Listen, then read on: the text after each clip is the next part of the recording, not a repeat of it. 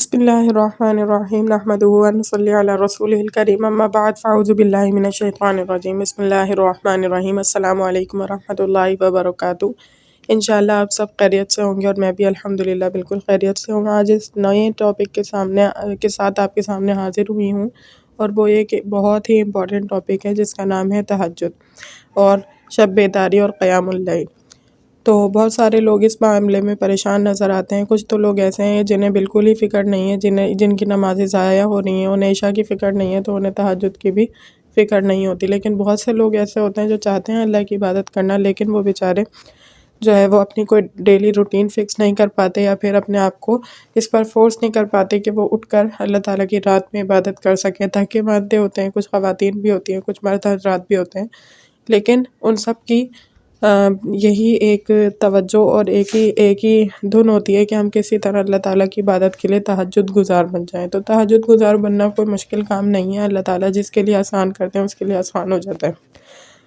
میں آپ کو یہ دعا دیتی ہوں کہ اللہ تعالیٰ آپ کے لیے بھی آسان کر دیں، ہم سب مسلمانوں کے لیے آسان کر دیں، کہ اتنا پریشیس ٹائم ہم کبھی بھی اللہ تعالیٰ کا اتنا پریشیس ٹائم کبھی بھی ہم جو ہے وہ اس کو ضائع نہ کریں، غافل نہ رہیں اس سے۔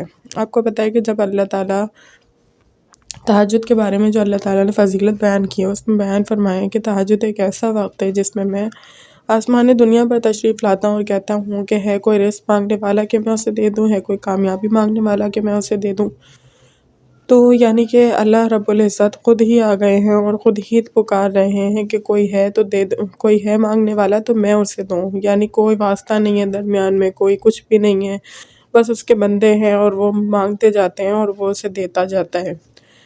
تو فضیلتیں تو آپ نے بھی بہت سنی ہوں گی، اور تہجد، اور نبی کریم صلی اللہ علیہ وسلم نے فرمایا کہ تہجد اور فرض نمازوں کے بعد سب سے زیادہ دعا قبول ہوتی ہے۔ تو اللہ تعالیٰ تمام لوگوں کو تہجد کی توفیق عطا فرمائے۔ تہجد جو ہے اس میں کیسے اٹھا جائے، یہ بات جو ہے وہ بہت فکر انگیز ہے۔ تو تہجد میں اٹھنا کوئی بہت مشکل کام نہیں ہے، بہت مشکل کام نہیں ہے، آسان کام ہے۔ پہلی بات، اب آپ نے اٹھنا کیسے ہے؟ تو اٹھنا ایسے ہے، فرسٹ آف آل آپ جو ہے وہ اسٹارٹ کریں کہ اپنے عشاء کی نماز کو وقت پر پڑھنے سے۔ روایات میں یعنی بزرگان دین یہ بھی کہتے ہیں کہ اگر کوئی شخص عشاء کی نماز کو وقت پر پڑھے اور فجر کی نماز کو بھی وقت پر جماعت کے ساتھ پڑھ لے تو اسے بھی تہجد کا ثواب حاصل ہو جاتا ہے۔ لیکن یہاں پر ہم بات کر رہے ہیں اصطلاحی تہجد، یعنی وہ والی تہجد جس کو ہم اٹھ کر رات میں پڑھتے ہیں۔ تو کم سے کم پہلا درجہ تو آپ حاصل کریں کہ آپ عشاء کی نماز کو وقت پر ادا کریں اور فجر کی نماز کو بھی وقت پر ادا کریں، جس کی وجہ سے آپ تہجد کی فضیلت میں تھوڑا تھوڑا داخل ہونا اسٹارٹ کر دیں گے۔ دوسری ٹپ میں آپ کو یہ دوں گی تہجد کے لیے کہ آپ جو ہے وہ تہجد کے لیے 4 رکعت نفل جو ہے وہ رات ہی میں پڑھ لیں، جب تک کہ آپ کی عادت نہیں بن رہی ہے۔ وہ کس طرح کریں گے؟ جو 4 رکعت عشاء کے نفل ہوتے ہیں ان میں آپ عشاء کی بھی نیت کر لیں اور تہجد کی بھی نیت کر لیں، تو انشاءاللہ وہ تہجد کی طرف سے آپ کے ادا ہو جائیں گے جب تک کہ آپ کی تہجد کی عادت نہیں بن رہی۔ 4 رکعت آپ نے نفل بھی ادا کر لیا، آپ نے عشاء کی نماز بھی وقت پر ادا کی، فجر کی نماز بھی آپ نے وقت پر ادا کی، دونوں نمازیں وقت پر ادا ہو گئی، اس طرف سے بھی آپ کو تہجد کا ثواب ملا، اس طرف سے بھی تہجد کا ثواب ملا۔ اب تیسرے سٹیپ کی طرف بڑھتے ہیں جو کہ ہے درمیانی رات۔ تو درمیانی رات میں بہت سارے لوگ ایسے بھی ہوتے ہیں کہ جو درمیانی رات میں اٹھ جاتے ہیں لیکن پھر دوبارہ سو جاتے ہیں نماز پڑھے بغیر۔ تو اس میں بھی بزرگان دین یہ کہتے ہیں کہ اگر ایسا ہوتا ہے آپ کے ساتھ تو کم سے کم آپ اٹھیں اور تھوڑی دیر دعا مانگیں، نماز نہ پڑھیں، بستر پہ لیٹے لیٹے ہی دعا مانگ لیں خواہ، لیکن آپ دعا مانگیں۔ آپ بولیں کہ اللہ تعالیٰ میں اس وقت کے لیے اٹھنا چاہتی ہوں لیکن میں مجبور ہوں، میں اپنے نفس کے آگے مجبور ہوں، میں شیطان کے آگے مجبور ہو رہی ہوں۔ تو اللہ تعالیٰ کچھ دن آپ یہ عمل کریں گے تو انشاءاللہ آپ کی عادت یہ بن جائے گی کہ آپ اس وقت اٹھیں، اپنی نیند کو توڑیں، اپنے شیطان کو جو ہے دور کریں۔ شیطان دراصل ہماری گدی پر ہم جو ہے وہ گرے باندھتے رہتا ہے، جب ایک تھپکی دیتا ہے اور کہتا ہے رات بہت لمبی ہے، اور ہم سوتے جاتے ہیں ہمیں پتہ بھی نہیں چلتا ہے کہ کتنا ٹائم گزر گیا۔ اگر آپ امیجن کریں نا کہ اگر ایک مرتبہ ہماری آنکھ کھل گئی اور پھر ہم لیٹ گئے اور پھر دوبارہ ہم اٹھے، ہم نے کہا کہ چلو 15-20 منٹ لیٹ جاتا ہوں اس کے بعد اٹھوں گا، تو جب آپ اٹھ کر دیکھیں گے نا تو 1 گھنٹہ گزر چکا ہوگا، آپ کو پتہ تک نہیں چلے گا۔ تو اس طرح شیطان کی تھپکیاں ہوتی ہیں۔ اللہ تعالیٰ شیطان کے شر سے، شیطان کے وسواس سے ہمیں محفوظ رکھے۔ اس کے لیے ہم نے سورہ فلق، سورہ ناس کو بہت زیادہ توجہ کے ساتھ پڑھنے چاہیے، کیونکہ اس میں اسی شیطان کے وسوسوں سے بچنے کا ذکر ہے۔ تو اب آپ نے کیا کیا تھا، آپ نے 3rd اسٹیپ کو فالو کیا تھا، جس میں آپ نے کیا کیا تھا کہ رات میں یعنی تہجد کے ٹائم پر اٹھ کر آپ نے دعا مانگی تھی وداؤٹ اینی پریئر، یعنی نماز نہیں پڑھی تھی لیکن آپ نے دعا کی تھی۔ اس کے بعد 4تھ اسٹیپ کی طرف ہم چلتے ہیں کہ جس میں اٹھ کر عبادت کرنی ہے۔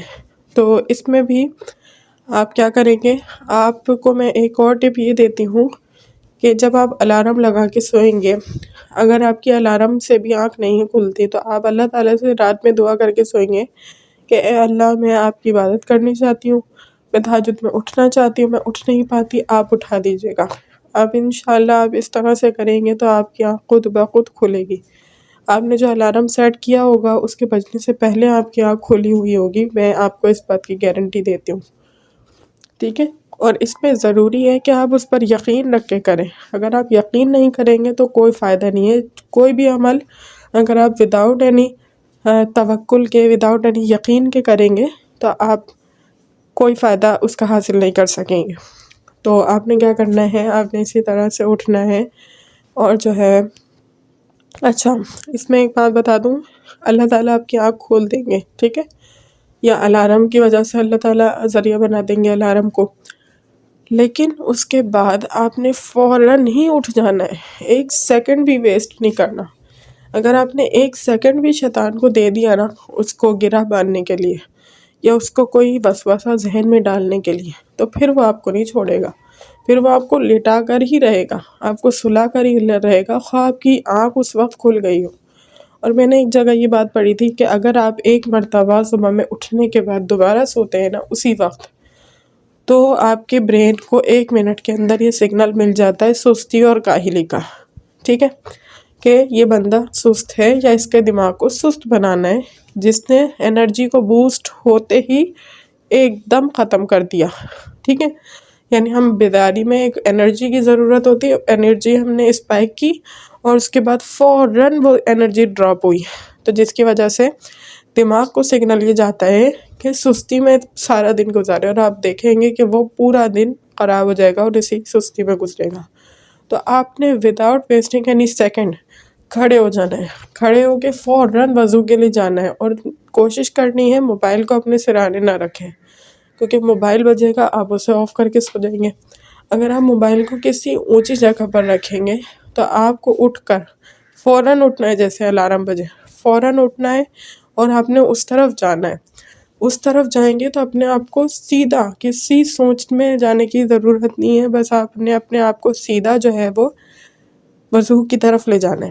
وضو کی طرف جائیں گے اور اللہ تعالیٰ سے دعائیں مانگتے ہوئے جائیں، اللہ تعالیٰ سے آہوازاری کریں کہ اللہ مجھ سے تہجد پرفارم کروا دیجئے۔ اس طرح آپ کریں گے تو انشاءاللہ آپ پڑھ ہی لیں گے نماز۔ اس کے بعد جو ہے وہ آپ دعائیں مانگیں، پہلے تو 2 رکعت سے شروع کریں، اس کے بعد 4، اس کے بعد 8، 12 اس طرح کی رکعت پڑھیں۔ اس طرح سے آپ کو جو ہے انشاءاللہ تہجد کی عادت ہو جائے گی، پھر اپنی ساری کی ساری دل کی باتیں اللہ تعالیٰ سے کر دیں، جو بھی آپ کے دل پہ ہے، جو بھی آپ مانگنا چاہتے ہیں، وہ ساری باتیں اللہ تعالیٰ کو بتا دیں، اللہ تعالیٰ انشاءاللہ ان تمام باتوں کو پورا کر دیں گے۔ میری دعا ہے کہ اللہ تعالیٰ آپ کا حامی و ناصر رہے۔ وآخر دعوانا الحمدللہ رب العالمین۔ السلام علیکم۔